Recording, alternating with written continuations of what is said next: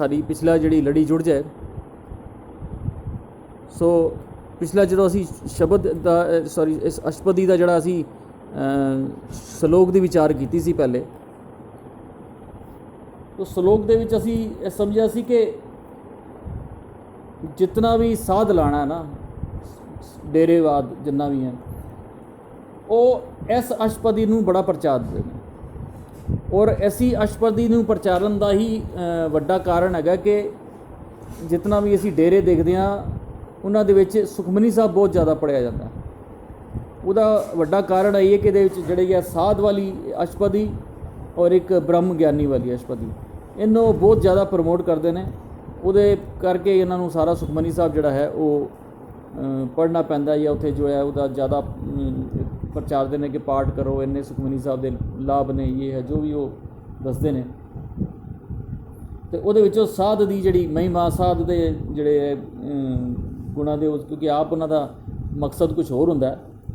लेकिन असी पहले भी समझिया सी कि मान लो मैथमैटिक्स की एक चैप्टर होए, देखते हैं ना मैथमैटिक्स के जोड़े चैप्टर होंगे ने, एक चैप्टर के 10-10, 12-12, 15-15 एक्सरसाइजिज होंदियां एक चैप्टर के विच। ते मान लो एक चैप्टर कोई आया किसी भी टॉपिक का मैथमैटिक्स के विच, और उस किसी टॉपिक के विच उस चैप्टर के विच 15 या 20 एक्सरसाइजिज हैगियां।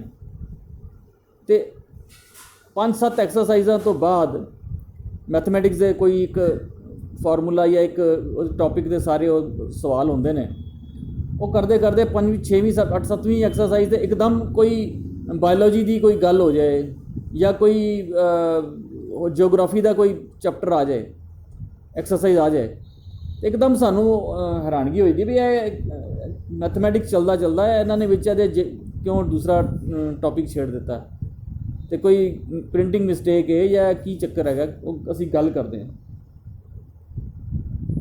पर उत्थे असी समझ जाते हैं भी हाँ भी इत्थे कोई ना कोई गड़बड़ हैगी है, भी है एक मैथमैटिक्स का एक एक्सरसाइज चलते चलते दूसरा टॉपिक किस तरह आ गया।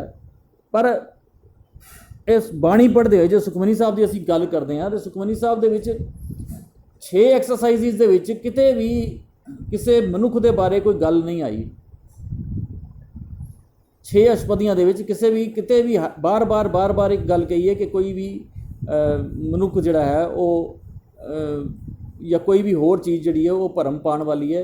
केवल तो केवल एक अकाल पुरख परमात्मा या एक सच की गल या एक ओंकार की गल जिहड़ी है वो कीती हुई है। 6 अष्टपदियां तक असी समझिया, बार बार असी इसे करके जिहड़ा रहाओ की पंक्ति के नाल असी रिलेट करते रहे हैं, जिन्ना भी तक भी हुण तक समझिया कि सुखमनी सुख अमृत प्रभ नाम भगत जना के मन विसराम, वो नाम के नाल जुड़न की गल सारी की है। नाम की असी भी वो भी समझ चुके हैं। तो फिर अचानक 6वीं अष्टपदी तो बाद अचानक जिहड़ा साध भाव किसी खास मनुख के बारे गल किस तरह हो सकती है।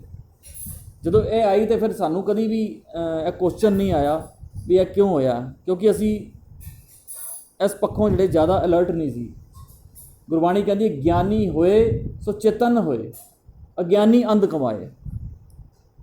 असी चेतन नहीं रहे, इस करके वो अंध कमाए वाला गल हालत जी है साड़ी बन गई। दूजा जो असी इनू पढ़ते हैं कि जो असी इस श्लोक के पहली जिथे साध लफज सब तो पहली बारी आया, अगम अगाध पार ब्रह्म सोए, जो जो कहे सो मुक्ता होए, सुन मीता नानक बिनवंता, साध जना की अचरज।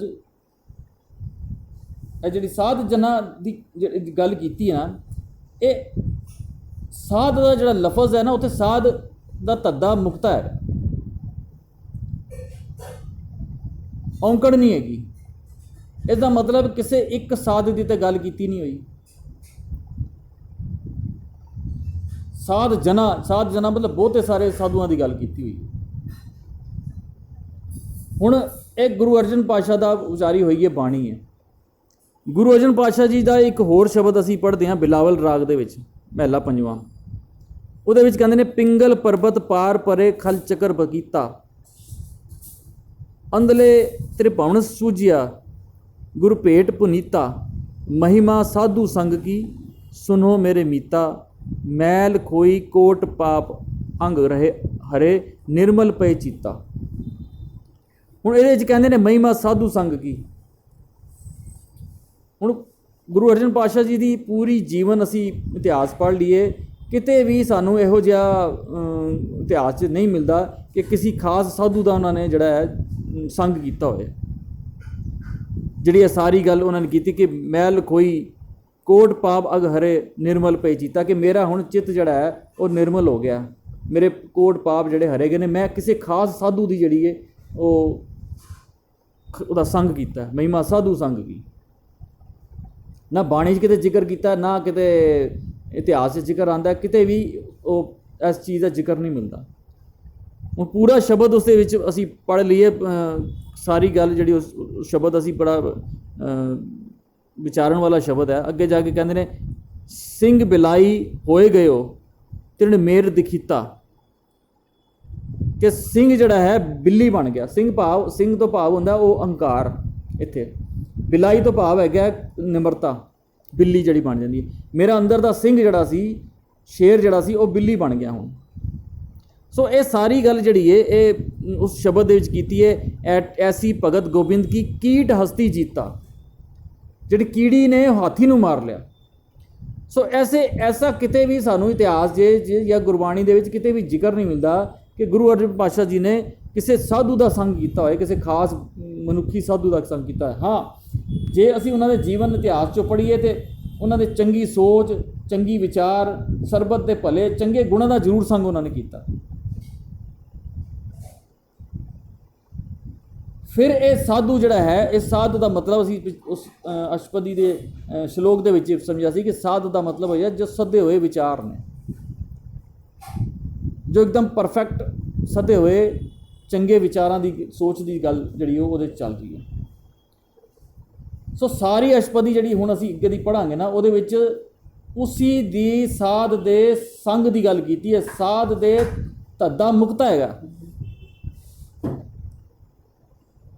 ਇਹਦਾ ਮਤਲਬ ਕਿਸੇ ਖਾਸ ਇੱਕ ਸਾਧੂ ਦੀ ਗੱਲ ਨਹੀਂ ਕੀਤੀ ਹੋਈ ਹੈ। ਸਾਧ ਕੈ ਸੰਗ ਮੁਕੂਜਲ ਹੋਤ, ਸਾਧ ਸੰਗ ਮਲ ਸਗਲੀ ਖੋਤ। ਸਾਰਾ ਜਿਹੜਾ ਧੱਦਾ ਜਿਹੜਾ ਮੁਕਤਾ ਹੈਗਾ।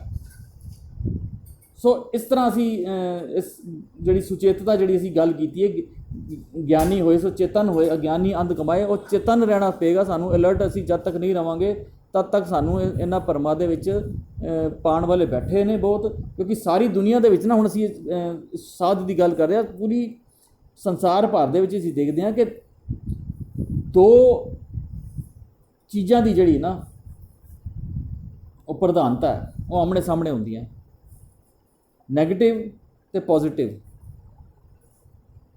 ਇਹ ਦੋਨੋਂ ਚੀਜ਼ਾਂ ਸਾਨੂੰ ਮਿਲਦੀਆਂ ਸੰਸਾਰ ਦੇ ਵਿੱਚ। ਸੱਚ ਵੀ ਮਿਲਦਾ, ਝੂਠ ਵੀ ਮਿਲਦਾ। ਇਹ ਦੋਨੋਂ ਹਮੇਸ਼ਾ ਆਮਣੇ ਸਾਹਮਣੇ ਰਹਿਣਗੇ। ਧਰਮ ਅਧਰਮ ਇਹ ਵੀ ਸਾਨੂੰ ਆਮਣੇ ਸਾਹਮਣੇ ਮਿਲਦੇ ਨੇ। ਚੰਗਿਆਈ ਵੀ ਮਿਲਦੀ ਹੈ, ਬੁਰਾਈ ਵੀ ਮਿਲਦੀ ਹੈ। ਸੋ ਇਹ ਦੋ ਚੀਜ਼ਾਂ ਦਾ ਜਿਹੜਾ ਨਾ ਇਹ ਆਮਣਾ ਸਾਹਮਣਾ ਜਿਹੜਾ ਹੈ, ਇਮਾਨਦਾਰੀ ਵੀ ਹੁੰਦੀ ਹੈ, ਉੱਥੇ ਬੇਈਮਾਨੀ ਵੀ ਹੈਗੀ ਹੈ। ਜਿੱਥੇ ਅੰਧੇਰਾ ਹੈ ਉੱਥੇ ਨਾਲ ਪ੍ਰਕਾਸ਼ ਵੀ ਹੈ, ਜਿੱਥੇ ਸੁੱਖ ਹੈ ਉੱਥੇ ਦੁੱਖ ਵੀ ਹੈ। ਸੋ ਇਹ ਦੋ ਜਿਹੜੀਆਂ ਚੀਜ਼ਾਂ ਜਿਹੜੀਆਂ ਨਾ, ਇਹਨਾਂ ਦੀ ਬੜੀ ਪ੍ਰਧਾਨਤਾ ਜਿਹੜੀ ਹੈ ਉਹ ਪੂਰੇ ਦੁਨੀਆ ਦੇ ਵਿੱਚ, ਪੂਰੇ ਸੰਸਾਰ ਦੇ ਵਿੱਚ ਸਾਨੂੰ ਮਿਲਦੀ ਹੈ। ਦੋ ਚੀਜ਼ਾਂ। ਔਰ ਜਿਹੜਾ ਸਾਰਾ ਸੰਸਾਰ ਦੇ ਵਿੱਚ ਮਿਲਦਾ ਹੈ, ਜੋ ਮੇਰਾ ਮੰਡੇ ਸੋਈ ਪਿੰਡੇ, ਜੋ ਸਾਰੇ ਸੰਸਾਰ ਦੇ ਵਿੱਚ ਹੈ ਉਹ ਸਾਡੇ ਅੰਦਰ ਵੀ ਹੈ। ਉਹ ਚੰਗਿਆਈ, ਉਹ ਬੁਰਾਈ, ਉਹ ਅੰਧੇਰਾ ਅਤੇ ਪ੍ਰਕਾਸ਼, ਉਹ ਬੇਈਮਾਨੀ ਔਰ ਇਮਾਨਦਾਰੀ, ਸੱਚ ਝੂਠ, ਨੈਗੇਟਿਵ ਪੋਜ਼ੀਟਿਵ, ਇਹ ਸਾਰੇ ਜਿਹੜੇ ਥਾਟ ਜਿਹੜੇ ਨਾ ਇਹ ਸਾਡੇ ਅੰਦਰ ਵੀ ਹੈਗੇ। ਸੋ ਇਹ ਸਾਰੇ ਸੋਚਾਂ ਦੇ ਨਾਲ ਉਹ ਜਿਹੜਾ ਚੋਰ ਹੈ ਨਾ, ਇੱਕ ਚੋਰ ਔਰ ਇੱਕ ਸਾਧੂ, ਇਹ ਵੀ ਸਾਡੇ ਅੰਦਰ ਹੀ ਬੈਠਾ। ਉਹ ਚੋਰ ਸਾਧੂ ਦਾ ਭਾਵ ਹੈ ਉਹ ਚੋਰ ਬੇਈਮਾਨੀ, ਨੈਗੇਟਿਵ ਵਾਲੀਆਂ ਵਿਚਾਰਾਂ, ਔਰ ਪੋਜ਼ੀਟਿਵ ਸਾਧੂ ਚੰਗੇ ਗੁਣ, ਇਹ ਚੰਗੀਆਂ ਜਿਹੜੀਆਂ ਇਹ ਵੀ ਵਿਚਾਰਾਂ, ਇਹ ਵੀ ਸਾਡੇ ਅੰਦਰ ਹੀ ਹੈਗੀਆਂ। ਪਰ ਜਿਉਂ ਅਸੀਂ ਉਸ ਨੈਗੇਟਿਵ ਦੇ ਨਾਲ ਜੁੜਦੇ ਹਾਂ, ਤਿਉਂ ਤੋਂ ਸਾਡੀ ਵਿਚਾਰਧਾਰਾ ਉਸ ਤਰ੍ਹਾਂ ਦੀ ਹੁੰਦੀ ਰਹਿੰਦੀ ਹੈ। ਜਿਉਂ ਅਸੀਂ ਪੋਜ਼ੀਟਿਵਿਟੀ ਦੇ ਨਾਲ ਜੁੜਦੇ ਰਹਿੰਦੇ ਹਾਂ, ਸਾਡੀ ਵਿਚਾਰਧਾਰਾ ਜਿਹੜੀ ਹੈ ਉਹਦੇ ਨਾਲ ਜੁੜਦੀ ਰਹਿੰਦੀ ਹੈ। ਇਹ ਕਦੀ ਵੱਧਦੀ ਹੈ, ਕਦੀ ਘਟਦੀ ਹੈ। ਠੀਕ ਇਸੇ ਤਰ੍ਹਾਂ ਇਹ ਹੁੰਦਾ ਇਹਦੇ ਜਿਸ ਪਾਸੇ ਅਸੀਂ ਤੁਰਦੇ ਹਾਂ ਨਾ, ਦੂਸਰੇ ਪਾਸੇ ਤੋਂ ਅਸੀਂ ਦੂਰ ਹੁੰਦੇ ਜਾਂਦੇ ਹਾਂ। ਜੋ ਬ੍ਰਹਮੰਡੇ ਸੋਈ ਪਿੰਡੇ। ਜੇ ਸੂਰਜ ਇੱਕ ਧਰਤੀ ਦੇ ਇੱਕ ਪਾਸੇ ਤੇ ਉਹਦਾ ਚਾਨਣ ਹੁੰਦਾ ਤੇ ਦੂਜੇ ਪਾਸੇ ਉਹਦਾ ਹਨੇਰਾ ਹੁੰਦਾ। ਔਰ ਜੋ ਬ੍ਰਹਮੰਡੇ सोई पिंडे। जे असी उस प्रकाश वाले पासे असी रहिंदे हां ते साडा जिहड़ा दूजा पक्ष जिहड़ा हैगा वो हनेरे दे विच रहिंदा। सो असी ये फैसला साडा हैगा कि असी किहड़े पासे जाना है। और ज्यों ज्यों ज्यों ज्यों सूरज चढ़दा रहिंदा त्यों त्यों हनेरा दूर होंदा रहिंदा, ज्यों ज्यों सूरज छुपदा रहिंदा त्यों त्यों हनेरा जिहड़ा प्रभावी हुंदा रहिंदा है। हुण देखो हुण रात पै गई है ते अंधेरा जिहड़ा है वो प्रभावी हो गया, सूरज जिहड़ा है वो पिछे हट गया। सो इस ठीक इसी तरह साडी जिंदगी है कि साडी विचारधारा जिहड़ी है वो असी किहदे नाल जुड़े हां। साधु दा भाव हो गया वो चंगी विचारधारा, असी चोर विचारधारा दे नाल जुड़े हां या साधु विचारधारा। और उसका जिस विचारधारा दे नाल जुड़े हां, जिसका असी संग कीता, उसका असर फिर साडी लाइफ दे उत्ते पैंदा है। जिवें एक किसान सी ना, उन्हें कोई बीज बीजिया, फसल होई, एक उहदे नाल ही दूसरा एक होर किसान सी, उहदी भी अपना उन्हें फसल जिहड़ी है तैयार की। लेकिन टाइम दे बाद देखा कि एक दी जिहड़ी फसल जिहड़ी है वो बड़ी चंगी, बड़ी वधिया, बड़ा खिलावट होई उहदे विच, बड़ा उन्होंने प्रॉफिट भी होया। तो दूजे दी फसल जिहड़ी है वो बिल्कुल ख़त्म हो गई, सड़ गई, बेकार हो गया सारा। तो सवाल करने वाले ने पूछा भी तुहाडे खेत भी नाल नाल ने, जमीन भी इक्को जिही है, धुप भी इक्को जी पैंदी है, पानी भी इक्को जिहा आंदा, सब कुछ इक्को जिहा हैगा, फिर दोनों की फसल दे इन्ना वड्डा फर्क क्यों आया? ਤਾਂ फिर वो जिहड़े चंगी फसल वाले ने दस्सिया कि मेरे और दे ना फसल दे विच फर्क सी बीज का। जिहो जिहा बीज बीजिया उहो जी फसल हुई। सो वो बीज है साडी विचारधारा। जिहो जी असी विचारधारा का मतलब संग किया, उहो जिहा साडी जीवन, उहो जिहा साडी लाइफ, उहो जिहा साडा जिहड़ा है वो जिहड़ा वरतारा जिहड़ा है वो साडा बन जांदा। सो साडियां जिहड़ी विचारधारा ना, जिहड़ी चंगी और माड़ी दी, ये साडे अंदर हर वक्त चलदी है। फैसला असी करना होंदा कि असी किहड़ी विचारधारा दे नाल जुड़ना है, कि किस विचारधारा की गल असी जिहड़ी है सुननी है। इसे नूं ही जिहड़ा ना, जो असी जप बाणी पढ़ते हैं उहदे विच जिहड़ा सुनिया लफज आंदा ना, सुनिया दुलावां दे नाल, सुनिया दा भाव भी है कि अंदर जिहड़ी जदों असी कोई अपने अंदर देखिए ना, तो हर काम दे विच करन तो पहले ना सानू एक सोच आती है कि हाँ भी कोई माड़ा काम करन तो पहले ना किते सानू ये सोच जरूर आती है कि यह काम माड़ा है ना कर। लेकिन फिर असी उहदी वो जिहड़ी साडी आवाज़ जिहड़ी आती है ना, असी आवाज़ नूं सुणदे नहीं हाँ, उन्होंने दबा देंदे हां, उन्होंने सप्रैस कर देंदे हां। ते जिहड़ी दूजी आवाज़ आती है ना, जिहड़ी माड़ी वाली होंदी है, माड़ी विचारधारा वाली, उन्होंने असी सुन के असी वो काम कर दिंदे हां। ते वो माड़ी चंगी दोनों की जिहड़ी आवाज़ जिहड़ी ना सानू आती है, तो गुरु साहब उत्थे कहते हैं वो जिहड़ी चंगी विचार, चंगी सोच, चंगी जिहड़ी आवाज़ आई है ना तेरे अंदर, उन्होंने सुन। सुनिया दुख पाप का नाश, सुनिया सारा गुणा के गा, सुनिया सेख पीर पातशाह, सुनिया अंधे पावे राह, सुनिया हाथ होवे असगा, नानक भगता सदा विगास, सुनिया दुख पाप का नाश। तो दुखा पापा का नाश करना, तो उस आवाज़ नूं सुन, उहदे सुनन दे नाल ही तेरा जिहड़ा उद्धार होएगा। फिर इस तरह वो सुनिया तो बाद फिर उस तो बाद अगलियां पौड़ियां आंदियां, मन्ना है, मनण दे नाल, खाली सुन नहीं, उन्हें मन भी। सो कहण तो भाव वो जिहड़ा विचार जिहड़े अंदरों साडे दो थॉट नैगेटिव पॉजिटिव दे उठदे ने ना, उहदे विचों असीं किहड़ा सुनना है, किहदे नाल जुड़ना है, इहदा साडा जिंदगी ते नाल बहुत वड्डा फर्क पैंदा है। असीं किहड़ी विचारधारा दा संग कीता। कबीर साहब कहते हैं, कबीर मन पंछी पया उड़ उड़ दह दिस जाए, जो चैसी संगत करे सो तैसो फल खाए। तू जिहो जी संगत की उहो जिहा तैनूं फल मिलिया। तू चंगी विचारधारा दे नाल जुड़िया या माड़ी विचारधारा दे नाल। सो अज दी जिहड़ी अशपदी है ना, उहदे विच भी उस गल का जिक्र किया कि साध के संग, साध भाव वो चंगी सोच, जिहड़ी चंगी थॉट, जिहड़ा चंगा आवाज़ जिहड़ी तेरे अंदरों आई सी ना, जे तू उहदा संग कीता, साध के संग मुख उज्जल होत। मुख उज्जल होत का भाव हुंदा दुनिया दे विच सन्मान मिलना, रिस्पैक्ट मिलनी। ਅਸੀਂ ਪੜ੍ਹਦੇ ਹਾਂ ਨਾ, ਜਿੰਨੀ ਨਾਮ ਤੇ ਆਇਆ ਗਏ ਮਸ਼ੱਕਤ ਕਾਲ, ਨਾਨਕ ਤੇ ਮੁਖ ਉਜਲੇ ਕੀਤੀ ਛੁੱਟੀ ਨਾਮ। ਉਹਨਾਂ ਦੇ ਮੁਖ ਉਜਲੇ ਹੋਏ ਜਿਨ੍ਹਾਂ ਨੇ ਮਸ਼ੱਕਤ ਕੀਤੀ, ਜਿਨ੍ਹਾਂ ਨੇ ਨਾਮ ਨੂੰ ਧਿਆਇਆ। ਸੋ ਸਾਧ ਕੇ ਸੰਖ ਮੁਖ ਉਜਲ ਹੋਦ, ਸਾਧ ਸੰਗ ਮਲ ਸਗਲੀ ਖੋਦ। ਜਿਹਨੇ ਉਸ ਸੱਚ ਦੀ ਵਿਚਾਰਧਾਰਾ ਦਾ ਸੰਗ ਕੀਤਾ, ਉਹਦੇ ਅੰਦਰੋਂ ਵਿਕਾਰਾਂ ਦੀ ਮੈਲ ਖਤਮ ਹੁੰਦੀ ਹੈ। ਸਾਧ ਕੇ ਸੰਗ ਮਿਟੇ ਅਭਿਮਾਨ। ਉਹ ਅਭਿਮਾਨ ਜਿਹੜਾ ਨਾ, ਅਹੰਕਾਰ ਜਿਹੜਾ, ਉਹ ਉਸ ਸਾਧ ਦੇ ਸੰਗ ਦੇ ਨਾਲ ਮਿਟਦਾ ਹੈ। ਦੇਖੋ ਅਸੀਂ ਕਈ ਵਾਰੀ ਗੱਲ ਕਰਦੇ ਹਾਂ ਕਿ ਜਦੋਂ ਅਸੀਂ ਗੁਰਦੁਆਰਾ ਦੇ ਵਿੱਚ ਜਿਹੜਾ ਇਹ ਸਾਂਝੇ ਤੌਰ ਤੇ ਕੋਈ ਚੀਜ਼ ਲਿਆਉਣ ਦਾ ਕੰਮ ਹੈ ਨਾ, ਜਦੋਂ ਅਸੀਂ ਇਹਦੇ ਵਿੱਚ ਵੀ ਅਸੀਂ ਜ਼ੂਮ ਦਾ ਵੀ ਸੀ ਕੀਤਾ ਸੀ, ਅਸੀਂ ਕਿਹਾ ਸੀ ਵੀ ਸਾਂਝੇ ਤੌਰ ਤੇ ਇਹਨੂੰ ਅਸੀਂ ਪਰਚੇਜ਼ ਕਰੀਏ। ਜਿਹੜਾ ਸਾਡਾ ਕੜਾਹ ਪ੍ਰਸ਼ਾਦ ਦੀ ਜਿਹੜੀ ਕਨਸੈਪਟ ਹੈ ਨਾ ਗੁਰਦੁਆਰੇ ਦੇ ਵਿੱਚ, ਉਹ ਵੀ ਐਸੀ ਹੈਗਾ ਕਿ ਜਿਹੜਾ ਬੰਦਾ ਕੜਾਹ ਪ੍ਰਸ਼ਾਦ ਜਿਹੜਾ ਕਨਸੈਪਟ ਸੀ, ਬਾਹਰੋਂ ਪ੍ਰਸ਼ਾਦ ਕਰਾਉਂਦਾ, ਫਿਰ ਅੰਦਰ ਜਾ ਕੇ ਉਸ ਪ੍ਰਸ਼ਾਦ ਨੂੰ ਮਿਲਾ ਦਿੱਤਾ ਜਾਂਦਾ, ਇੱਕ ਥਾਲ ਦੇ ਵਿੱਚ ਇਕੱਠਾ ਕਰ ਦਿੱਤਾ ਜਾਂਦਾ। ਉਹ ਇਕੱਠਾ ਪ੍ਰਸ਼ਾਦ ਕਰਕੇ ਫਿਰ ਉਹ ਸੰਗਤ ਦੇ ਉੱਤੇ ਵਰਤਾਇਆ ਜਾਂਦਾ। ਕੋਈ ਬੰਦਾ ਇਹ ਨਹੀਂ ਕਹਿ ਸਕਦਾ ਕਿ ਇਹ ਪ੍ਰਸ਼ਾਦ ਮੇਰੇ ਕਹਿਰ ਕਰਕੇ ਵਰਤ ਰਿਹਾ ਹੈ, ਕਿਉਂਕਿ ਸਾਰਿਆਂ ਦਾ ਸਾਂਝਾ ਬੜਾ ਖੂਬਸੂਰਤ ਔਰ ਬੜਾ ਵਧੀਆ ਜਿਹੜਾ ਇਹ ਕਨਸੈਪਟ ਹੈਗਾ ਸੀ ਸਾਡੇ ਕੜਾਹ ਪ੍ਰਸ਼ਾਦ ਦਾ, ਕਿ ਸੰਗਤ ਦੇ ਵਿੱਚੋਂ ਸਾਰੇ ਜਿਹੜੇ ਥੋੜ੍ਹਾ ਸੰਗਤੀ ਰੂਪ ਦੇ ਵਿੱਚ ਵੀ ਇਤਿਹਾਸ 'ਚ ਅਸੀਂ ਦੇਖਾਂਗੇ ਕਿ ਇਹ ਕੜਾਹ ਪ੍ਰਸ਼ਾਦ ਦਾ ਜਿਹੜੀ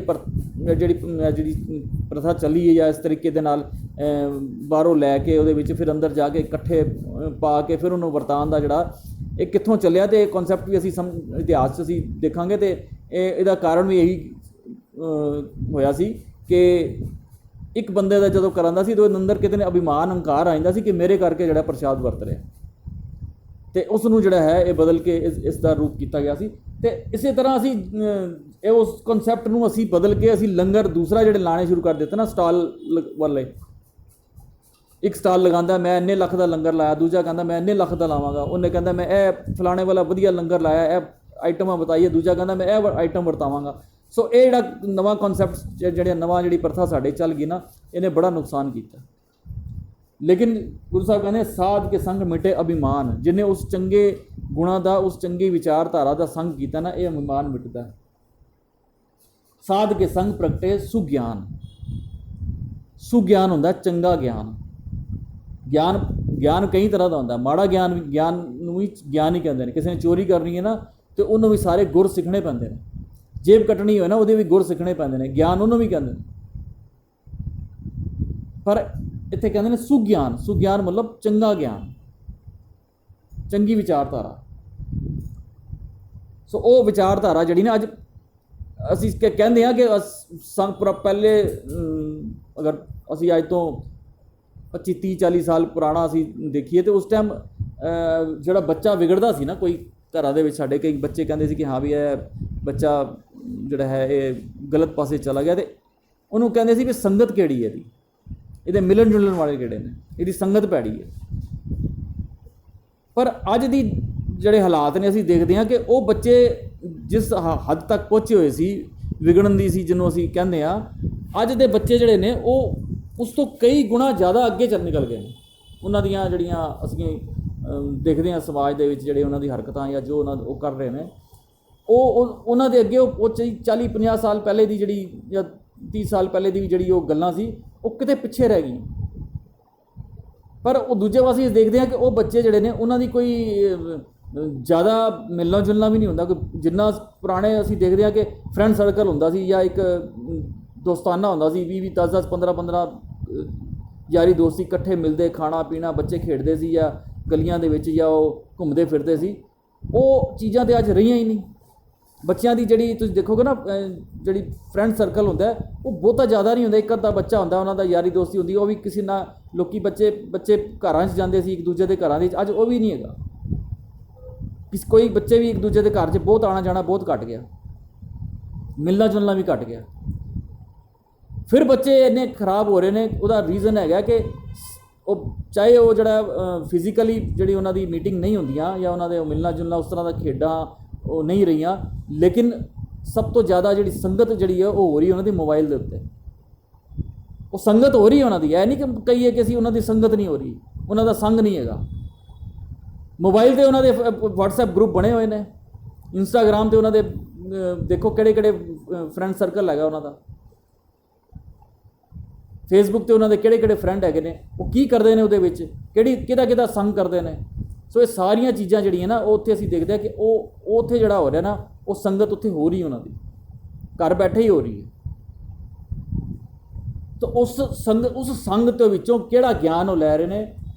ਲੇਕਿਨ ਉਹਦੇ ਵਿੱਚੋਂ ਵੀ ਜੇ ਸਾਧ ਦਾ ਸੰਗ ਕੀਤਾ ਨਾ, ਤੇ ਕਹਿੰਦੇ ਸਾਧ ਕੇ ਸੰਗ ਪ੍ਰਗਟੇ ਸੁ ਗਿਆਨ, ਸਾਧ ਕੇ ਸੰਗ ਬੁਝੈ ਪ੍ਰਭ ਨੇਰਾ, ਨੇੜੇ ਮਹਿਸੂਸ ਕਰਦਾ। ਹੁਣ ਦੇਖੋ ਕਹਿਣਾ ਕਿ ਰੱਬ ਹਰ ਪਾਸੇ ਹੈ ਉਹਦੀ ਹੋਂਦ ਜ਼ਰਰੇ ਜ਼ਰਰੇ ਦੇ ਵਿੱਚ ਹੈ, ਇਹ ਤਾਂ ਹਰ ਕੋਈ ਕਹਿ ਦਿੰਦਾ, ਲੇਕਿਨ ਕਹਿ ਦੇਣਾ ਔਰ ਉਸ ਨੂੰ ਮਹਿਸੂਸ ਕਰ ਲੈਣਾ, ਦੋਨਾਂ 'ਚ ਬਹੁਤ ਫਰਕ।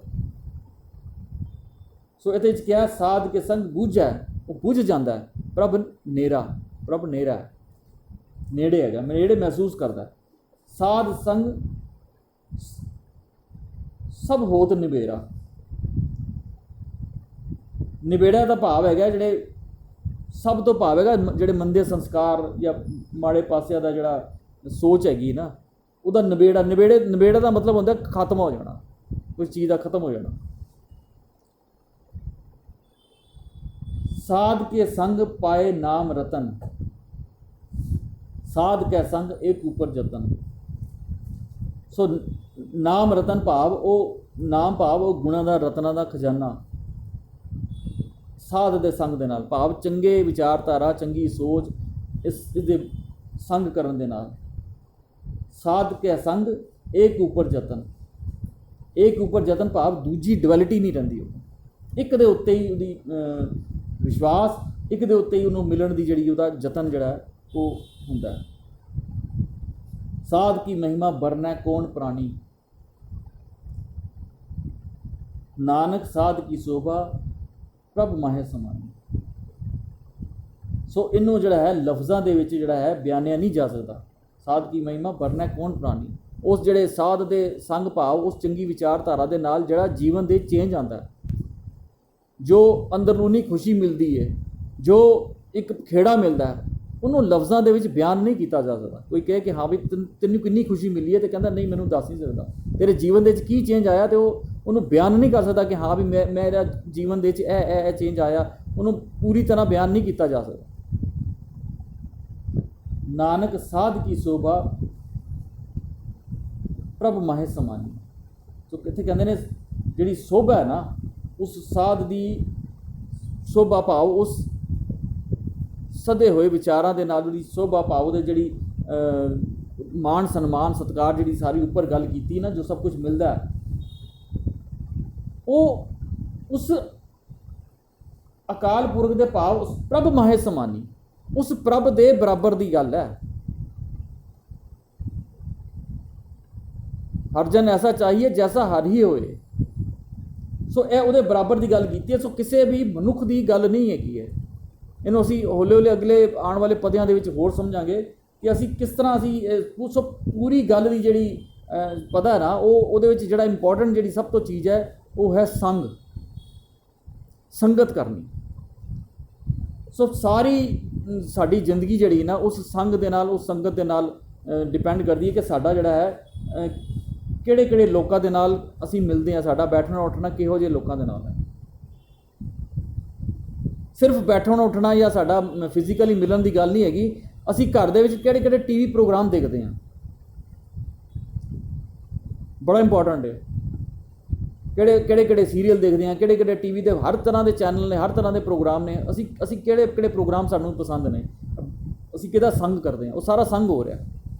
ਸੋਸ਼ਲ ਮੀਡੀਆ ਸਾਡੇ ਕੋਲ, ਸਾਡੇ ਮੋਬਾਈਲ ਦੇ ਵਿੱਚ ਕਿਹੜੀਆਂ ਵੀਡੀਓਜ਼ ਹੈਗੀਆਂ, ਕਿਹੜੀਆਂ ਫੋਟੋਗ੍ਰਾਫਸ ਹੈਗੀਆਂ, ਕਿਸ ਤਰ੍ਹਾਂ ਦੇ ਸਾਡੇ ਸੋਸ਼ਲ ਮੀਡੀਆ 'ਤੇ ਅਸੀਂ ਕੰਟੈਂਟ ਦੇਖਦੇ ਹਾਂ। ਤੁਸੀਂ ਜਿਹੋ ਜਿਹਾ ਕੰਟੈਂਟ ਦੇਖਦੇ ਹੋ ਉਹੋ ਜਿਹਾ ਹੀ ਉਸੀ ਦੀਆਂ ਨੋਟੀਫਿਕੇਸ਼ਨਸ ਉਸ ਤਰ੍ਹਾਂ ਹੀ ਉਹ ਤੁਹਾਡੇ 'ਤੇ ਉਹ ਪੌਪਅਪ ਹੁੰਦਾ ਰਹਿੰਦਾ। ਇੱਥੇ ਤੱਕ ਕਿ ਨਹੀਂ, ਸਾਡਾ ਪਹਿਰਾਵਾ ਕਿਹੜਾ, ਕੱਪੜੇ ਅਸੀਂ ਕਿਹੜੇ ਚੂਜ਼ ਕਰਦੇ ਹਾਂ ਪਾਉਣ ਵਾਲੇ, ਕਿਸ ਤਰ੍ਹਾਂ ਦੇ ਫੈਸ਼ਨ ਅਸੀਂ ਕਰਦੇ ਹਾਂ, ਇਹ ਸਾਰੀਆਂ ਚੀਜ਼ਾਂ ਸੰਗ ਦੇ ਜਾਂਦੀਆਂ। ਸਾਡਾ ਖਾਣਾ ਪੀਣਾ ਕਿਸ ਤਰ੍ਹਾਂ ਦਾ, ਇਹ ਵੀ ਸੰਗ ਹੈ। ਕੀ ਖਾਣਾ ਅਸੀਂ ਪਸੰਦ ਕਰਦੇ ਹਾਂ, ਕਿਹੋ ਜਿਹਾ ਖਾਣਾ ਪਸੰਦ ਕਰਦੇ ਹਾਂ, ਕਿਹੋ ਜਿਹਾ ਪਾਣਾ ਪਸੰਦ ਕਰਦੇ ਹਾਂ, ਇਹ ਸਾਰੀਆਂ ਚੀਜ਼ਾਂ ਨਾ ਸਾਡੇ ਘਰ ਦੇ ਵਿੱਚ ਸਾਡੀ ਕਲੈਕਸ਼ਨ ਕਿਹੋ ਜਿਹੀ ਹੈਗੀ ਹੈ, ਇਹ ਸਾਰੀਆਂ ਚੀਜ਼ਾਂ ਜਿਹੜੀਆਂ ਇਹ ਸਾਰੀਆਂ ਸੰਗ ਦੇ ਵਿੱਚ ਆਉਂਦੀਆਂ। ਬਹੁਤ ਬਰੀਕ ਬਰੀਕ ਪੁਆਇੰਟ ਨੇ, ਅਸੀਂ ਆਉਣ ਵਾਲੇ ਜਿਹੜੇ ਪਦੇ ਨੇ ਇਹਨਾਂ ਵਿੱਚ ਅਸੀਂ ਹੋਰ ਇਸ ਕਿਉਂਕਿ ਕਾਫੀ ਵੱਡੀ ਅਸ਼ਪਤੀ ਜਿਹੜੀ ਹੈ ਇਹਨੂੰ ਸੰਗ ਦੇ ਉੱਤੇ ਹੈਗੀ ਹੈ, ਅਤੇ ਅਸੀਂ ਆਉਣ ਵਾਲੇ ਪਦਿਆਂ ਦੇ ਵਿੱਚ ਵੀ ਅਸੀਂ ਜਿਹੜਾ ਇਸ 'ਤੇ ਵਿਚਾਰ ਕਰਾਂਗੇ। ਸੋ ਭੁੱਲਾ ਚੁੱਕਾ ਦੀ ਖਿਮਾ। ਵਾਹਿਗੁਰੂ ਜੀ ਕਾ ਖਾਲਸਾ, ਵਾਹਿਗੁਰੂ ਜੀ ਕੀ ਫਤਿਹ। ਕੋਈ ਗੱਲ ਕਰਨਾ ਚਾਹੁੰਦਾ ਤੇ ਕਰ ਸਕਦਾ ਪਲੀਜ਼।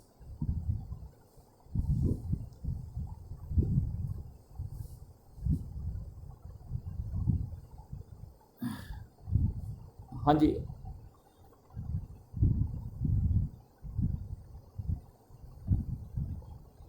ਆਈਪੀ ਸਿੰਘ ਜੀ ਤੁਸੀਂ ਹੈਂਡ ਰੇਜ਼ ਕੀਤਾ ਹੋਇਆ ਕੋਈ ਤੁਸੀਂ? ਮੈਂ ਵਾਹਿਗੁਰੂ ਦਾ ਖਾਲਸਾ ਵਾਹਿਗੁਰੂ ਜੀ ਫਤਿਹ ਪਹਿਲੇ ਦਾ ਕੀਤਾ ਹੋਇਆ ਉਹ ਅੱਛਾ ਕੀ ਹੋ ਰਿਹਾ ਮੇਰੇ ਕੋਲ ਅੱਛਾ ਅੱਛਾ ਕੋਈ ਕੀਤਾ ਹੋਇਆ ਬਾਕੀ ਉਹ ਠੀਕ ਹੈ ਸਾਰਾ ਕੁਝ ਜਿਹੜਾ ਤੁਸੀਂ ਕਰ ਰਹੇ ਹੋ। ਸਵੇਰੇ ਵੀ ਥੋੜੀ ਜਿਹੀ ਗੱਲ ਹੋਈ ਸੀ ਪਰ ਜਿਵੇਂ ਅੱਗੇ ਜਾਵਾਂਗੇ ਅੱਗੇ ਅਸੀਂ ਪੜਾਂਗੇ ਜਾ ਕੇ ਅਨਿਕ ਵਿਗਨ ਤੇ ਸਾਧੂ ਰੱਖ ਕੇ ਅਨਿਕ ਵਿਗਨ ਤੇ ਸਾਧੂ ਰੱਖ ਕੇ ਹੁਣ ਵਿਗਨ ਤੇ ਸਾਨੂੰ ਇੱਥੇ ਪੈਂਦਾ ਪਿਆ ਹੈ ਤੇ ਸਾਧੂ ਬੈਠਾ ਕੋਈ ਹਰਿਦੁਆਰ ਜਾਂ ਹੇਮਕੁੰਟ ਸਾਹਿਬ ਜਾਂ ਤ੍ਰਿਵੇਣੀ ਕਿਤੇ ਹੋਰ ਬੈਠੇ ਨੇ ਤੇ ਸਾਧੂ ਦੇ ਉੱਧਰ ਬੈਠੇ ਨੇ ਤੇ ਵਿਗਨ ਦੇ ਇੱਥੇ ਸਾਨੂੰ ਬੈਠਾ ਹੈ ਜਾਂ ਕੋਈ ਕਨਾਡਾ ਬੈਠਾ ਹੈ ਕੋਈ ਜਾਂ ਕੋਈ ਆਸਟ੍ਰੇਲੀਆ ਬੈਠਾ ਹੈ ਜੇ ਵਿਗਨ ਉੱਥੇ ਪੈਂਦਾ ਪਿਆ ਤੇ ਸਾਧੂ ਇੱਥੇ ਬੈਠੇ ਨੇ तो ਕਿਵੇਂ ਰੱਖੇਗਾ। ਹਾਂਜੀ ਉਹ ਗੱਲ ਹੋ ਰਹੀ ਸੀ ਅਧਿਕ ਵਿਗਨ ਤੇ ਸਾਧੂ ਰੱਖ ਕੇ ਜਿਹੜੇ ਤੁਸੀਂ ਗੱਲ ਕੀਤੀ ਹੈ ਨਾ ਵਿਚਾਰਾਂ ਦੀ, ਜਿਹੜੇ ਤੁਹਾਡੇ ਚੰਗੇ ਵਿਚਾਰ ਨੇ ਆਪਣੇ ਆਪ ਨੂੰ ਸਾਧਨਾ ਜਿਹੜਾ ਹੈ ਨਾ ਉਹ ਸਾਰੇ ਵਿਗਨਾਂ ਦਾ ਜਿਹੜਾ ਨਿਚੋੜ ਹੈਗਾ ਆਪਣੇ ਆਪ ਨੂੰ ਸਿੱਧਾ ਕਰਨਾ। ਤੇ ਜਿਹਨੇ ਆਪਣੇ ਆਪ ਨੂੰ ਸਿੱਧਾ ਕਰ ਲਿਆ ਨਾ ਅੱਗੇ ਜਵਾਬ ਦਿੱਤਾ ਗੁਰੂ ਸਾਹਿਬ ਨੇ ਅਗਰ ਅਨਿਕ ਵਿਗਨ ਤੇ ਸਾਧੂ ਰੱਖ ਕੇ ਹਾਰ ਗੁਣ ਗਾਏ ਅੰਮ੍ਰਿਤ ਰਸ ਚੱਖ ਹੈ ਉਹਨੇ ਉਹ ਅੰਮ੍ਰਿਤ ਚੱਖ ਲਿਆ ਹਰੀ ਦੇ ਗੁਣ ਲੈ ਲਏ ਨੇ।